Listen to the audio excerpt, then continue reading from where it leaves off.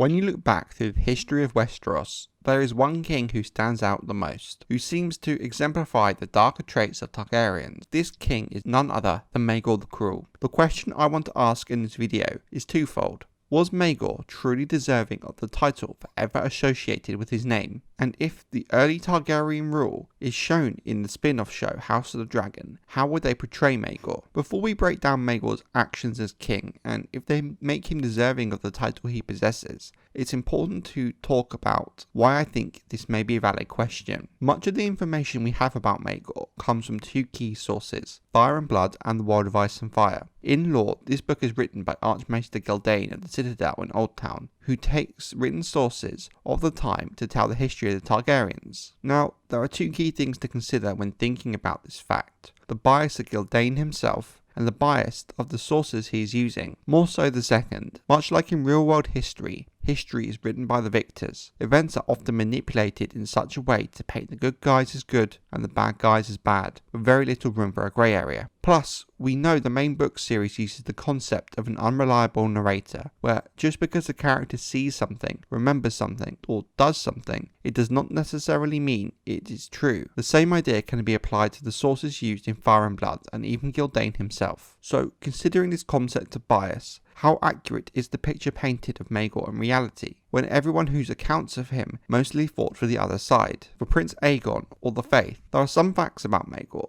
that you can't refuse, and some actions which undoubtedly land on the side of being more cruel, namely the mass killing of the builders who worked on the Red Keep to ensure its secrets remained secrets, and the reported torture and death of Prince Jaehares, which if it did happen as described in Fire and Blood, would undoubtedly be cruel, more so considering the boy's age. Some would argue the treatment of the Faith and his conduct during the Faith Uprising was excessive. However, I would argue the opposite, that Maegor, although harsh, was doing what was needed to be done to protect Targaryen rule of Westeros. After the ineptitude of King Aenys and the growing power of the Faith militant, Targaryen rule was in real threat of collapsing, so soon after Aegon had even established a dynasty. Their fate was sitting on a knife edge. Aenys was a weak king, and Prince Aegon barely even a man. A king with an iron fist and the will to make the tough decisions for the greater good in securing Targaryen power was needed. There was only one man with the strength to do this, to take the fight to the Faith and bring Fire and Blood, and that was Maegor. The fight with the Faith militant was a war, something that I think many people often forget about Maegor's actions, and Maegor's actions against them were no worse than the wars of many kings that followed him. Aegon the Conqueror, who is held in such high regard, caused more loss of life during the conquest than Maegor did, and Aegon did it in a single day. The bloodiest part of Maegor's wars, for example the burning of the Scepter of Remembrance, was nothing compared to the loss of life Aegon caused at events like the burning of Harrenhal or the Field of Fire, where many thousands died in a single short and one-sided battle. However, I think the idea of him being cruel is actually less to do with his actions in times of war, but with other matters in his treatment of his lord and the harshness of his punishments. For example, when he was his brother's hand, he had to put down a rebellion in the Vale of Arryn by Jonas Arryn against Ronald Arryn, the rightful lord. When Jonas was assassinated by his own followers in the hope Maegor would spare them, Maegor instead had them all hanged. And then there was his treatment of his wives, in particular Alice Harroway, who after miscarrying his child, he had tortured as well as killing any Harroway in King's Landing. He then marched to Harrenhal, where he had anyone with a drop of Harroway blood killed, ending the house. This reaction by Maegor is harsh and is extreme and arguably cruel. Now, here is something to consider.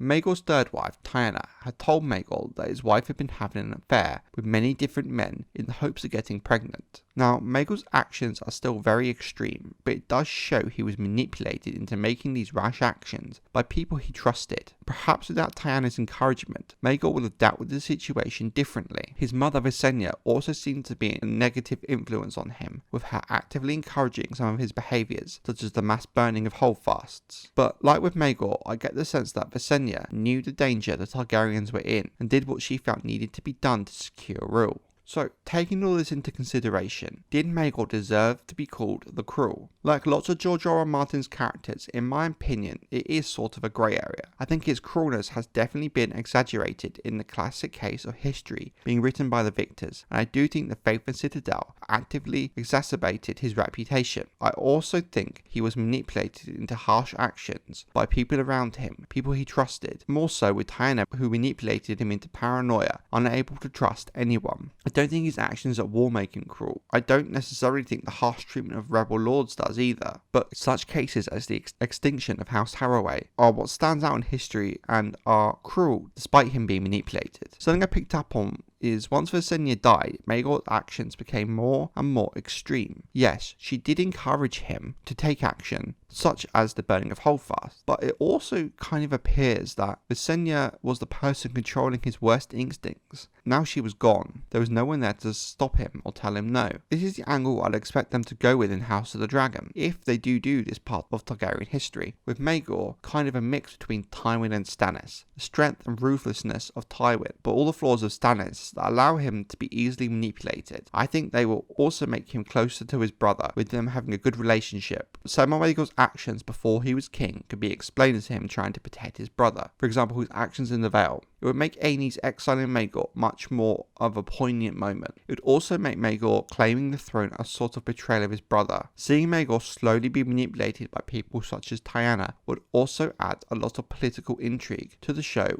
which is lacking on detail during the time. Something I do think they will play with is the idea of Maegor actually being the rightful king, or make it much more clearer why he thought he was. There's a lot of theories along these lines I want to talk about in later videos. So, what do you think about Maegor? Do you think he deserved to be known as the Cruel? And how do you think he'll be shown in House of the Dragon, if he is in fact in it? Let me know in the comments.